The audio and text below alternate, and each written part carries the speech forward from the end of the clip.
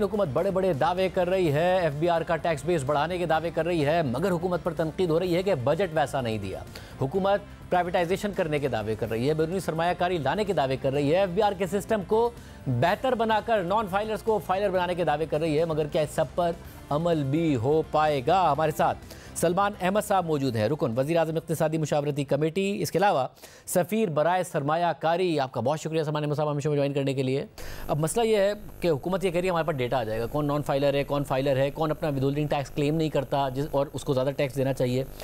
Data तो था हुकूमत के पास और हमेशा से था। जब आप अपना टैक्स फाइल करने जाएं साल के आखिर में तो लिखा आ जाता है आपने कितना विदहोल्डिंग टैक्स आपने इस साल दिया है, अपने क्रेडिट कार्ड के थ्रू दिया है, कैसे दिया है, सफ़र का सबका डेटा अब मौजूद होता है, बैंक अकाउंट्स की डिटेल्स मौजूद है। तो डेटा तो हमेशा से था हुकूमत के पास। अब फिर कहना कि जी डेटा होगा और डेटा के बाद हम काम करेंगे, और ये जो नया मैकेंजी हो रहा है और वज़ीर आज़म खुद इसको सुपरवाइज़ कर रहे हैं, तो कुछ अलग होने वाला है, कैसे मान लिया जाए?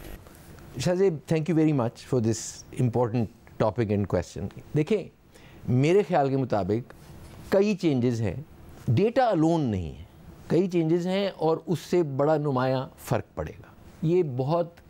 ये कंट्री का सबसे अव्वलीन प्रॉब्लम है, कंट्री की इकॉनमी का सबसे अव्वलीन प्रॉब्लम है कि जब तक आपका रेवेन्यू कलेक्शन सिस्टम ठीक और इफ़ेक्टिवली ना चल रहा हो तो उससे ये जो बर्डन पड़ता है सिर्फ़ उन्हीं चंद लोगों के ऊपर जिनके पास ऑप्शन नहीं होती, ये कब तक हम बर्दाश्त कर सकते हैं? ये नहीं हो सकता। तो ये एक सिस्टम को पूरा रिफॉर्म और रिस्ट्रक्चर करने की एफ़र्ट है ताकि वो टैक्स नेट के अंदर जितने लोग शामिल हो सकें तो एग्जिस्टिंग लोगों के ऊपर बर्डन कम हो। ये वज़ीर आज़म की तरजीह भी है और उन्होंने प्रायोरिटी के तौर पे इसलिए खुद लीड करना शुरू किया। वैसे पर ये जुमला आपने बार बार सुना है माजी में कि तरजीह है वज़ीर आज़म की और वज़ीर आज़म खुद लीड करें। ट्रैक एंड ट्रेस के लिए भी सुना था, इमरान खान बड़ा ज़ाती इंटरेस्ट लेते थे, फेल हो गया, और जो बोझ पहले लोगों पर था उन्हीं पर ज़्यादा बोझ पड़ गया। इस दफ़ा भी तनख्वाहदार तबके पर बोझ पड़ा है और डर ये लग रहा है कि जो पहले से टैक्स देते थे वही देते रहेंगे। ये कैसे इम्प्लीमेंट होगा और कैसे? देखिए, पॉलिटिक्स और ज़ातियात में आज नहीं जाएंगे। मैं आपको बता सकता हूँ कि मेरा शहबाज शरीफ के साथ कम से कम 15 साल का एक ताल्लुक़ भी रहा है। मैंने उनके साथ काम भी किया है एज़ मैकेंजी में, उनकी पंजाब में काफ़ी हमने इकट्ठे काम किया। आज तक जिस चीज़ का उन्होंने इरादा कर लिया वो उन्होंने छोड़ा नहीं। इसलिए उन्होंने फॉर एग्ज़ाम्पल पहली मीटिंग के अंदर उन्होंने कहा कि जी अगर आपको मुआयना करने के लिए कहीं जाना है और मेरा हेलीकॉप्टर भी इस्तेमाल करना पड़े आप ले जाए। तो बिल्कुल उन्होंने कहा you have 24/7 access to me, जिस वक्त जहाँ चाहे आप मुझसे डायरेक्ट बात करें ताकि इसके बीच में कोई भी वज़ीर आज़म तक स्टाफ की एक्सेस हो या लोगों की एक्सेस हो वो अच्छी बात है, मगर मसला है कि एफबीआर के पास डेटा की एक्सेस है। ठीक है, इस दफ़ा क्या अलग हो जाएगा? अब उसकी बात करते हैं कि एफबीआर के पास डेटा, देखें डेटा होना, उस डेटा की क्वालिटी क्या है, उस डेटा की कॉम्प्रिहेंसिवनेस कितनी है। बैंकिंग डेटा है उसके अंदर, स्पेंडिंग डेटा है, क्रेडिट कार्ड्स का डेटा है उसके अंदर, हर चीज़ जो वो नकलो हरकत है उनकी, बाहर ट्रैवल करते हैं, कोई चीज़ ख़रीदते हैं, वो एक कॉम्प्रिहेंसिव डेटाबेस के अंदर मौजूद है और रिलायबल है कि नहीं है। टेलीफोन यूसेज उनका अवेलेबल है, बिजली का बिल उनका अवेलेबल है, उनकी ख़रीदो फ़रोख्त अवेलेबल है कि नहीं है। पहली तो बात यह है कि ये कॉम्प्रिहेंसिव डेटा असेंबल होना पड़ता है। दूसरी बात यह है कि उसकी इंटेग्रिटी जो है, क्योंकि पूरे सिस्टम की इंटेग्रिटी उस डेटा के ऊपर रिलाई करती है, तो उसकी इंटेग्रिटी को बुलेट प्रूफ होना होता है।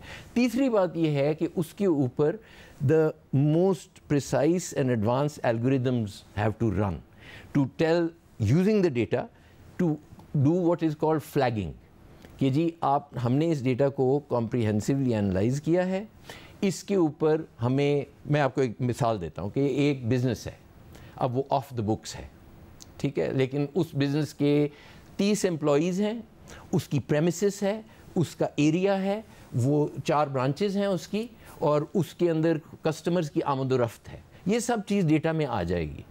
अब वो without any reference to paper work बता सकता है कि तकरीबन इस इंडस्ट्री में इस लेवल के बिज़नेस का, इस साइज़ के बिज़नेस का इतना टैक्स बनना चाहिए।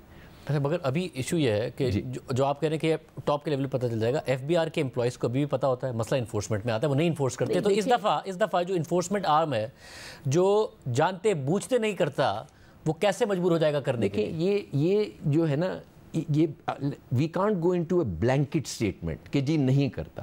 بات یہ ہے کہ اسٹیٹسٹیکل لیول پہ ہمیں بات کرنی ہے کہ اگر 100 لوگوں کا ڈیٹا موجود ہے تو کتنے % کو انالائز کیا جا رہا ہے. تو جب آپ کسی چیز کو ڈیجیٹائز کر دیتے ہیں تو وہ ہیومن ہینڈ سے نکل جاتا ہے, وہ انالیسس جو ہے وہ آٹومیٹکلی جنریٹ ہو جاتا ہے, اس کو کوئی روک نہیں سکتا, اس کو کوئی ٹنکر نہیں کر سکتا. اب وہ انالیسس کس کے سامنے رکھا جاتا ہے اور کس لیول آف سنتھسس کے ساتھ ان کو بیان کیا جاتا ہے, that's how that system becomes effective. تو ساتھ کے ساتھ اس ڈیجیٹائزیشن کے ایک فل پیپل ٹرانسفارمیشن, اس کے بغیر یہ سسٹم کارآمد نہیں ہو سکتا. اور پیپل ٹرانسفارمیشن کے اندر آپ نے پہلے ہی دیکھ لیا ہوگا کہ پی ایم نے آتے ہی ایز اے سگنلنگ انہوں نے 12 امپلائیز کو after quite some due diligence انہوں نے 12 امپلائیز کو سینکشن کیا تھا.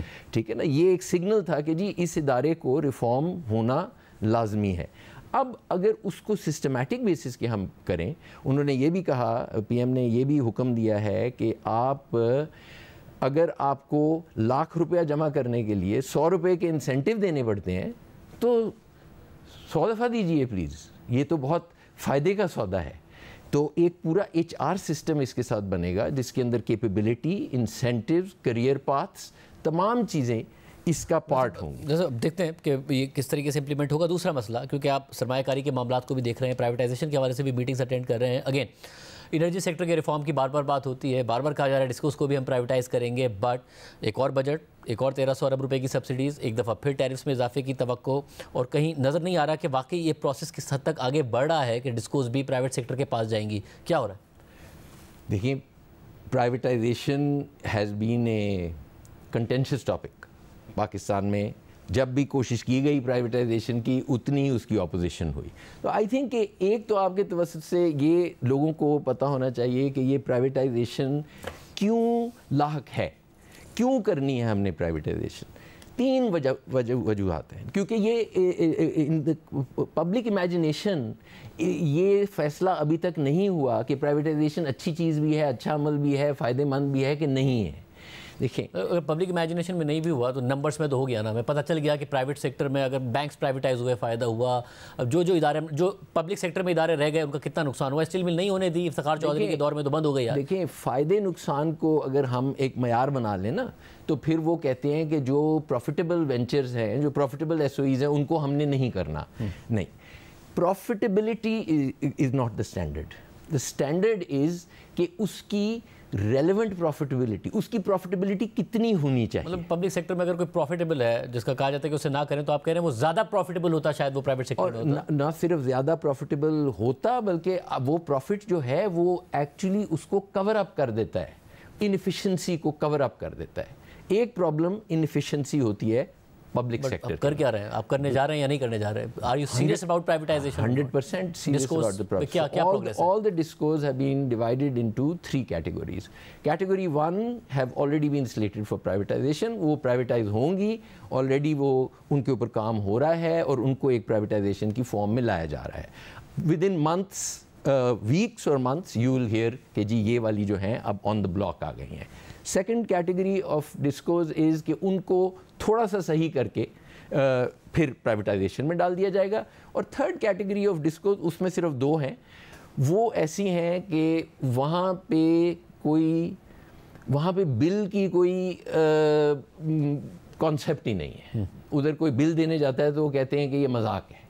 تو ان کو اب پرائیویٹائز کرنا, کیا کوئی پرائیویٹ ادارہ ان کو لے سکے گا کہ نہیں, کیونکہ ایشو پھر سیکیورٹی کا ہو جاتا ہے.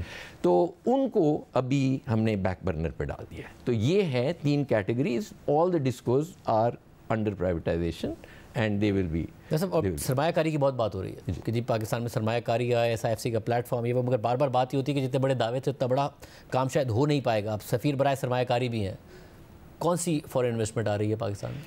دیکھیں, foreign investment can't be wished into the country, ورنہ تو کوئی مسئلہ ہی نہ ہوتا. ہم نے فورن انویسٹمنٹ کے لیے اپنی انوائرنمنٹ جو ہے, اپنی انویسٹمنٹ کی انوائرنمنٹ, اس کو امپروو کرنا ہے. اور امپروو کرنے کے بعد ہمیں اس کا پرچار کرنا ہے, ہمیں لوگوں کو بتانا ہے ایکچولی اپرچونٹی کی کوئی کمی نہیں ہے. اگر آپ دیکھیں تو ہم انویسٹمنٹ کو سوچتے ہیں ایز اے سنگل اپرچونٹی کہ جی آپ یہ ایک سیکٹر ہے یا ایک کمپنی ہے، اس کے اندر انویسٹ کر دیجیے. ایسا نہیں ہے. پاکستان میں 120 ملین خواتین جو ہیں وہ سیویئرلی انڈر امپلائڈ ہیں، اور مرد حضرات جو ہیں وہ بھی جو ان کا امپلائمنٹ کا پوٹینشیل ہے. آپ اگر کوئی میں ڈالرز استعمال کروں گا، اگر کوئی 7-8 ہزار ڈالر پر اینم کما رہا ہے with something called business process offshoring, وہ 10-12 ہزار ڈالر کے اوپر جا سکتا ہے. اور وہ لوگ کیپیبلٹیز کے ساتھ ریڈی ہیں. We don't have to wait 10 years کہ جی وہ جب تعلیم حاصل کریں گے، اچھی ڈگری ہوگی، پھر وہ کریں. تو this populace is ready to attract investment. مگر ہم نے اس کے اندر سے خود پرائیویٹ سیکٹر سے ہیں. پرابلم اس کہتے ہیں کہ فارن ڈائریکٹ انویسٹمنٹ یا باہر کی انویسٹمنٹ جب آتی ہے، جب آپ کا جو لوکل انویسٹر ہے وہ بڑا کانفیڈنٹ ہوتا ہے، جب وہ اب with lowest investment to G D P ہم گلف کنٹریز میں دوستانہ ملک سے کچھ ادارے بیچ کے، تو شاید کیسی کون سی انویسٹمنٹ آئے گی پرائیویٹ سے؟ آپ کو لگ رہا ہے وہ انوائرمنٹ ہے اس وقت ملک میں؟ دیکھیں میری بات سنیں، یہ جو ہمارا ڈومیسٹک انویسٹر، لوکل انویسٹر، بات یہ ہے کہ over the last many decades اتنی ساری پروٹیکشنز شامل ہیں انویسٹمنٹ کے اندر کہ اب رسک لینا انویسٹر کے لیے ایک ایلین کانسیپٹ ہو گیا ہے. وہ کہتے ہیں کہ جی دیکھیں ہمیں ان پٹ پرائس آپ مقرر کر دیں، آؤٹ پٹ پرائس مقرر کر دیں، ہم اس کے اندر کچھ پروسیس کر کے تو ہوگا. دس از ناٹ کالڈ انویسٹمنٹ. تو یہ دس از اے مس نومر کہ جب تک ہمارا ڈومیسٹک انویسٹر سگنیفیکنٹ انویسٹمنٹ نہیں کرے گا تو کوئی نہیں آئے گا. Actually people are much better at spotting opportunities. کچھ پائپ لائن میں ہے آپ دیکھیں نہیں، لیکن پہلے تو آپ یہی دیکھ لیں کہ جو ایگزسٹنگ فارن انویسٹمنٹ ہے ان کے ریٹرنز دیکھ لیں. All are multinationals are actually outperformers in their sectors, and ان کی they are recognized for this. اور ان کے ڈیویڈنڈ کلیئر بھی ہو رہے ہیں. ان کے ڈیویڈنڈ آپ کو بڑا مسئلہ یہ تھا انویسٹمنٹ، کیچ اپ تو ہو گئے ہیں نا، اب کیچ اپ ہو رہے ہیں، کہنا نہیں چاہیے کہ ہو گئے ہیں. اس کو بات کو مد نظر رکھ کر ہو رہے ہیں کہ ہمیں اور انویسٹمنٹ لے کے آنی، اور یا کنسرنس تھے انویسٹرز کے کہ بھائی آپ پروفٹ تو جا نہیں دیتے. وہ کہ آپ نے ایک چیز، آپ تو ڈیسٹینیشن بن ہی نہیں سکتے اگر آپ کسی کو اپنے ڈیویڈنڈز نہیں استعمال کرنے دیتے، ریپیٹریٹ کرنے دیتے. تو آپ کیا پائپ لائن میں کچھ ایسی چیزیں ہیں جس کے بارے میں کچھ کانفیڈنس کا اظہار کیا جا سکے ہاں جی پاکستان میں انویسٹمنٹ آ رہی ہو؟ دیکھیں ہم جس طرح سے شاذیب چیزوں کو دیکھتے ہیں، ہمیں تھوڑا سا اس کو آپٹیمسٹکلی دیکھنا چاہیے. 4 انٹریکشنز ہوئی ہیں with friends and neighbors. They are very positive interactions. 4 delegations، 2 ہماری گئیں، 2 سعودی کی آئیں within 4 weeks. ٹھیک ہے، اگر وہ ایک دم مٹیریلائز نہیں ہوا یا سلو ڈاؤن ہوا، but there is a great deal of positivity. UAE نے $10 بلین مختص کر دیے. یہ نہیں ہے کہ وہ چلیں جی بعد میں دیکھیں گے، وہ مختص ہیں. اب ان کے لیے اب دیکھیں ہماری ابزارپشن کیپیبلٹی بھی ایسی نہیں ہے کہ ہم $10 بلین کو کل کو انویسٹ کر دیں گے. یہ تو پرابلم ہے، انہوں نے کر دیا مختص، وہ مختص کیے. تو اب ہم اس کے لیے اپرچونیٹیز بن رہی ہیں، ان کے ساتھ مارکیٹ ہوں گی اور ان کے ساتھ نیگوسیشن کے بعد ڈیل میکنگ ہوگی. تو اس میں تو لیگ ٹائم ہوتا ہے، ایسے تو نہیں ہوتا کہ جی ہم نے آج وش کیا ہے تو کل کو انویسٹمنٹ آ گئی. جب انہوں نے اس کے بعد ہم نے وش کیا، انہوں نے اناؤنس کر دیا، اب ہمیں نہیں پتا کہ کہاں چائنا کے ساتھ جو انٹریکشنز ہوئی ہیں، ابھی ریپیٹ وزٹ گوئنگ آن، انہوں نے دعوتیں دی ہیں، وہ خود بھی آ رہے ہیں. It was exceptionally warm and exceptionally well with intent, not well intended, with intent کہ جی یہ کرنا ہے، ہم نے اس کو ریوائیو کرنا ہے. CPEC 2.0 ہوگا اور اس کے اندر یہ چیزیں ہم کریں گے. And it's a lot of B2B which is the first time. دیکھیں G2G جو ہے نا وہ تو ایک اسکیل کے لیے ہوتا ہی ہے، لیکن جب B2B ہوتا ہے وہ پیپل ٹو پیپل ہوتا ہے اور اس کی بڑی ریزیلینس ہوتی ہے. تو all of this is headed in a wonderful direction.